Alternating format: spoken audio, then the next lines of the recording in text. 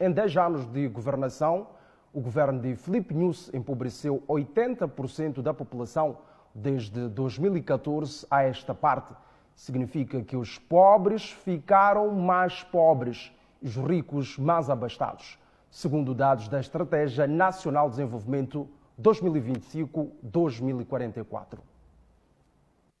São dados do Ministério da Economia e Finanças que constam da Estratégia Nacional de Desenvolvimento 2025-2044, que refere que a pobreza no país aumentou durante o reinado do executivo de Filipe Nyusi, ou seja, nos últimos 10 anos, o que significa que os pobres ficaram mais pobres e os ricos mais ricos. O documento sublinha que, em termos de pobreza, as estimativas indicam para um aumento da pobreza de consumo de 46,1% em 2014 para 68,2% em 2020, tendo reduzido ligeiramente para 65% em 2022, com maior incidência para as zonas rurais, onde 68,4% da população é pobre, e nas cidades,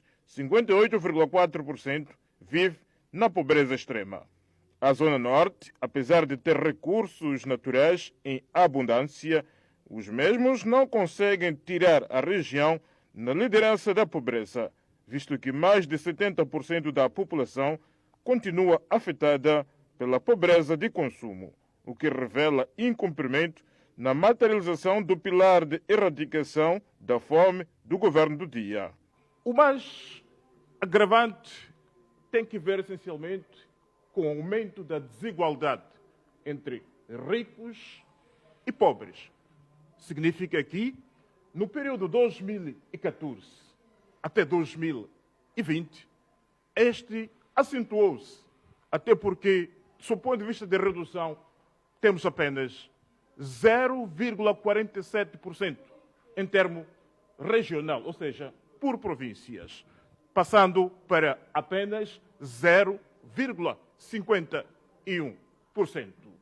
Pouco ou quase nada fez para eliminar esta desigualdade que vai tornando-se cada vez mais extenso. O relatório refere ainda que estes índices de pobreza resultam do choque climático que culminaram com a ocorrência de ciclones sistemáticos, terrorismo em Cabo Delgado, entre outros fatores que impactaram negativamente nos programas de desenvolvimento. A estratégia reitera ainda que as condições de habitação, acesso ao saneamento seguro, eletricidade e a posse de bens duráveis ainda continuam muito abaixo do exigido, visto que ainda há 66% da população rural que não tem acesso a estes serviços. 77% da população ficou mais pobre, o que contraria o discurso governamental, até porque era um dos pilares preconizados para erradicar a pobreza absoluta. No entanto, vamos nós trazer alguns dados mais curiosos ainda.